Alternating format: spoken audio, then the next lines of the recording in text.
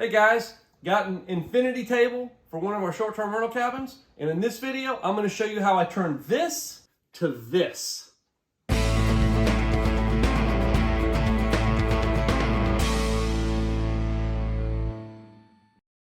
Okay guys, so basically I'm going to do this project. I found this on Reddit, where another user on Reddit, and I'll post his name in the comments, or his Reddit handle in the comments, so give him the credit. He basically built this recessed table for his infinity table to go in. I'm going to put this in some of the rental cabins that I have. What I want to do is I'm going to make it look nicer than just the infinity table as it is. So I'm going to kind of do the same idea. I went to store-bought all oak for this whole thing.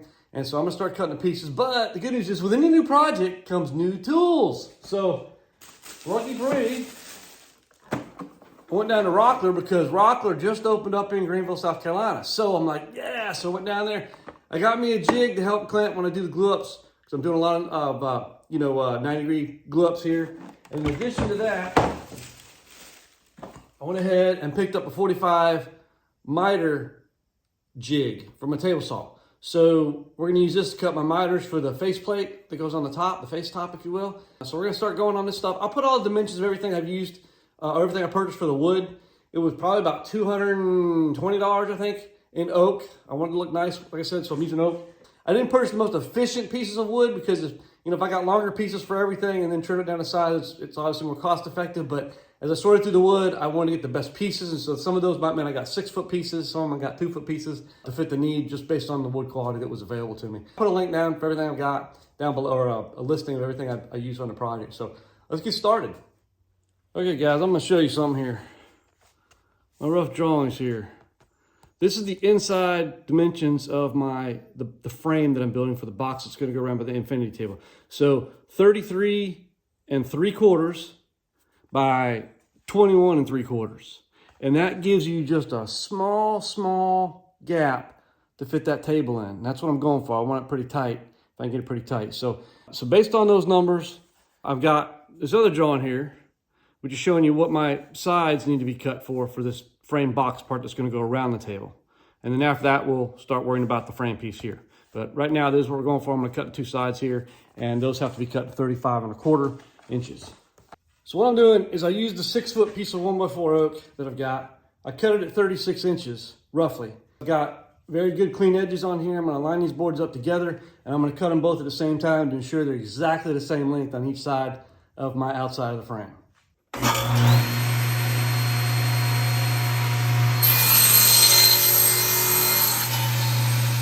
Okay, next measurement for the end pieces of the frame is 21 3/4.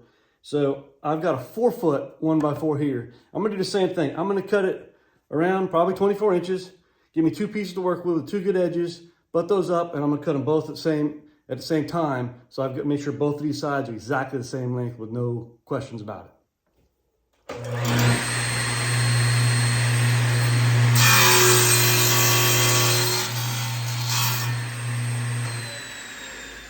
Okay guys, so I've got the frame pieces cut out of the oak lumber that we've got. I'm gonna go ahead and get that assembled.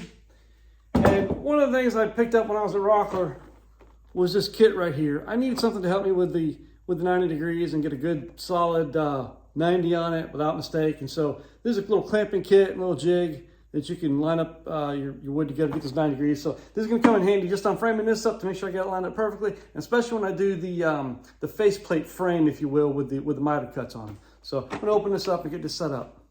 Probably being a little overcautious, but I just wanna get this perfect. So I'm clamping this in place so that when I drill my pilot holes, they're going straight into that red oak there because it's ingrained. So I'm gonna put 2.5-inch screws on either side. These screws will be covered up by the legs, so I'm not worried about countersinking these or anything like that.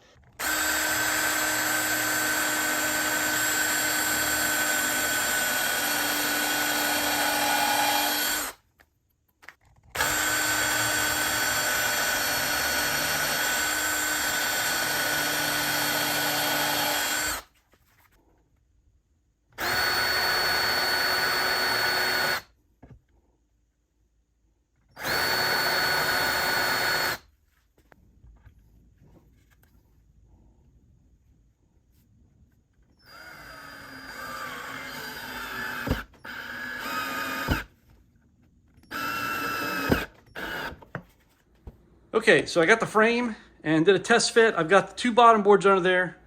I'll let you look at that in a minute when I pull this out. But it's a good fit, and it's pretty tight around here. It's a good, you can see here well with the camera there. Good, pretty tight fit. And I will tell you, my measurement for this, for the length of these sideboards here, whatever I told you initially, I took another 1/8 of an inch off to make this fit tighter around here. And don't forget, it is sticking up because the frame face is going to be up here like this, going all the way around it, okay? And so there's a little bit of a rise, just a little bit, maybe like a 64th difference between the top of this and the infinity table. And what I'm going to do there is the bottom boards that this is sitting on, I'm just going to plane a little bit off of those to get that perfect, so that this is going to be completely flush with the table when I'm all done. But step 1 is done. The frame looks good. And like I said, I just joined it with the screws right now. I'm going to glue it and screw it when we're done. So there's just a test fit set up and looks pretty good. All right, let me show you what I'm going to do here, guys. So there's the frame. We've tested it out, and I mean, it fits beautifully in here. It still sits 3/4 of an inch above this, and that's because the end frames are going to go on top of it, okay? But I'm going to work on the legs next. And I was able to get this nice piece of oak, 2 of these pieces already, and basically that is going to fit right under there and go flush up to it. But on top of that, I'm taking a 1x3. I'm going to take 2 1x3s, and they'll be framed all the way down the length of this, okay? So I'm going to glue my legs up, which is going to be these 2 pieces, but full length all the way down, and they'll come all the way up to the top right here. And I'm going to put them on here like this. And so I'm basically going to cut all this to size. I'm going for 21.5 inches to the top of here. There's a 1x4, 3.5 inches off, which means this piece needs to be 18 inches. Cut to 18 inches, and these need to be cut to 21.5 inches. And then I'm going to glue the legs up. And of course, once I do that, I'm going to have this scenario. Okay, let me try to get in the camera here. This scenario. And then basically what I'm going to do after that is go ahead and trim these down. So it's basically a rectangle at that point, and clean that off. But then I'll have a thicker, more solid support, I think, for holding the table up and everything else. So that's the plan. That's what I'm going to do. So I'm going to go ahead and get these blocks cut to 18 inches, get my other 1x3s cut to 21.5 inches, and basically get these glued up. All right, what I did is I went ahead and took my lumber and I cut it into pieces. I need to cut these legs to 21.5 inches. And so what I've done is I've cut them roughly to a little over 22 inches, cut them to 22.5 inches on a sliding miter saw, but I like getting my precision cuts on my table saw because I have a lot of confidence in my crosscut sled here. So I'm going to go ahead, I set a stop over here at the end, and so I'm going to go ahead and cut all these boards 21.5 inches so they'll all be the same length. That's the goal here. The legs, this is a solid block that I got, and here's the longer piece of the legs. And so I'm going to do a double glue up here on this leg and try to do it all at once. But basically, I'm going to bring this block in like this, get this glued, these 2 surfaces glued together, clamp that down. I'm going to come back with my next board. I'm going to lay it on top like that and put clamps here to clamp that together. And once we're done, you know, if you look at it from the edge, we're going to end up trimming that excess off of here. But then I'll have a solid leg, and I really want a solid leg. So what I want to do is go ahead and get this glued up. The key thing about this is, let me show you something here real quick. This block, if you go with this block of wood, they've already, you know, glued up 3 layers for you, right? So you can see the grain here, and I want to hide that, right? So that's why I'm doing it this way, so that the only place you'll see that is on the back side here, which would be inside the table. This is going to be the left front leg, so you got to keep in mind, you know, what leg you're going with as you glue this thing up.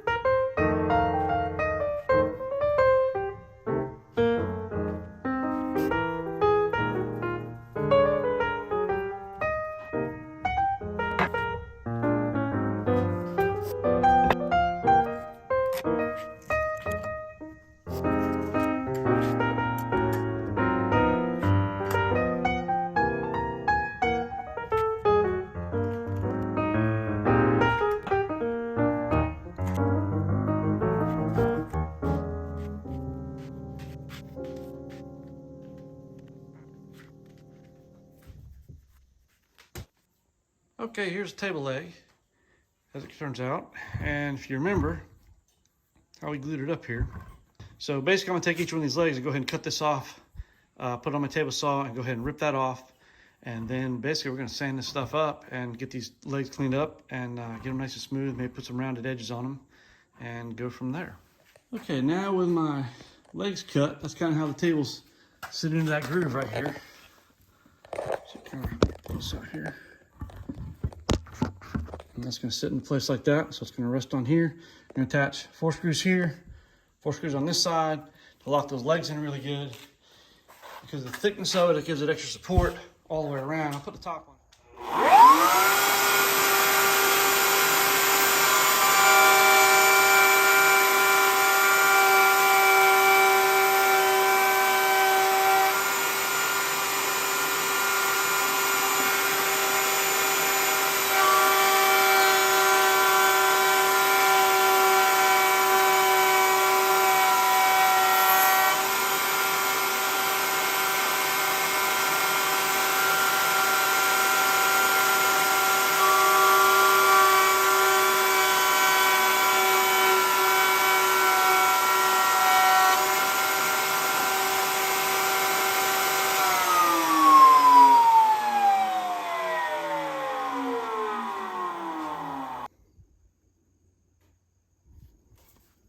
What I did is I cut the slot out here so you could reach through to hit the volumes and the on-off button.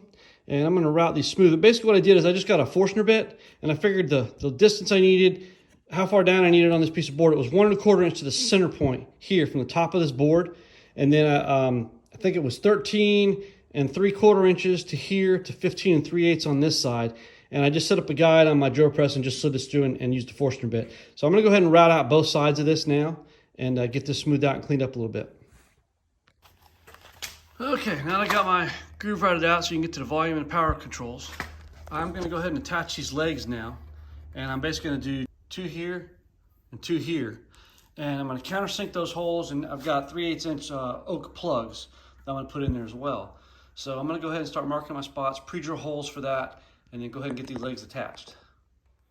So basically I've already pre-drilled these holes for my 1 inch screws that are gonna go through here. I'm gonna glue and screw these legs to the table because this is going into vacation rental. It's not going to be like it's in my house where it's always taken care of. You know, vacation rentals are great, and I've got a lot of great guests, but every now and then I got some that just, you know, they're a little rough on things. So I'm going to glue and screw this thing. I've already pre-drilled the holes through here. Now I'm trying to pre-drill into here. So I've got my bit set, so it's only going to go so far, and I'm just mounting this in place with the clamps to go ahead and pre-drill this because we're going to countersink these holes next.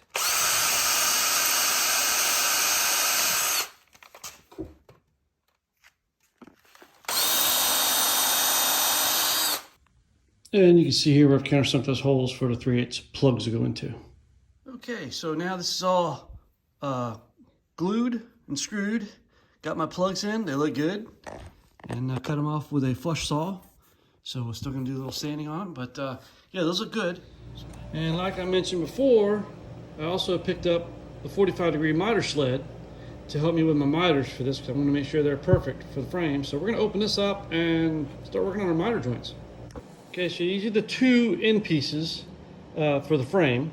So I'm going to go ahead and get my first miter cut, and then I'll measure from that inside joint, if you will, to where the next one needs to be. Mark it, get that back on here, and cut them both again at the same time. So they're both, again, cutting them both at the same time, so I'm sure they're both the exact same size.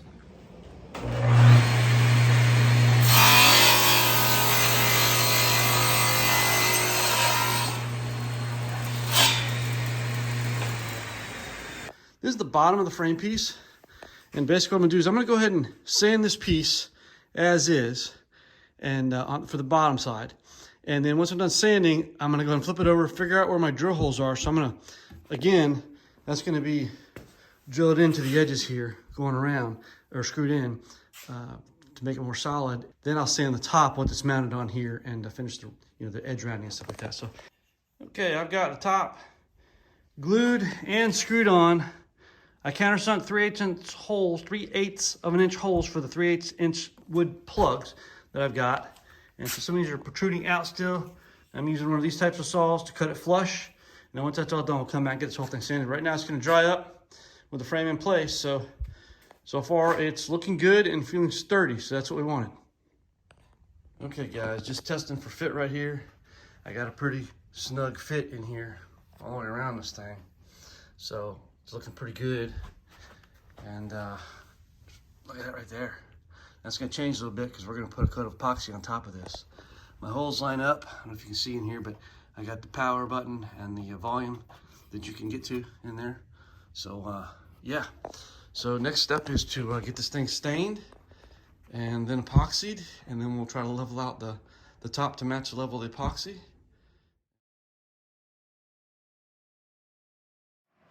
Okay guys, so everything's been stained, and I've never done this before, but I'm going to try to put an epoxy clear coat on top of this to make it very hard, shiny, kind of to match the table as far as a glass-like surface. So I've never done this before, and I'm going to use this glaze coat epoxy product that I found at Home Depot or Lowe's and give it a try. So we're going to do that now and just put the epoxy on this top surface here. All right, so again, I did the epoxy on the top surface. I've got it upside down. I use this aerosol lacquer. I put 3 coats on the table. You can't tell much in these lighting. I think it's coming out pretty good, and so I think we're gonna just let this finish drying and then flip it over and get everything set and do a test fit on everything. All right, finally, the last thing that I did is I got these little corner brackets in here, and I went ahead and screwed them in just to lock this board into place. It is resting on the legs here a good bit, and they are a very tight fit. Hey guys, this is a custom-built surround coffee table for a 32-inch Infinity gaming table. I just finished building this thing. I think it turned out great. So this is gonna go to a pearl splash, so y'all can have fun when y'all are staying at that cabin. But this is a cool setup, and I think this surround coffee table, if you will, adds a really nice touch to it, how it looks just going in the cabin. So anyway, y'all check it out. Appreciate y'all watching.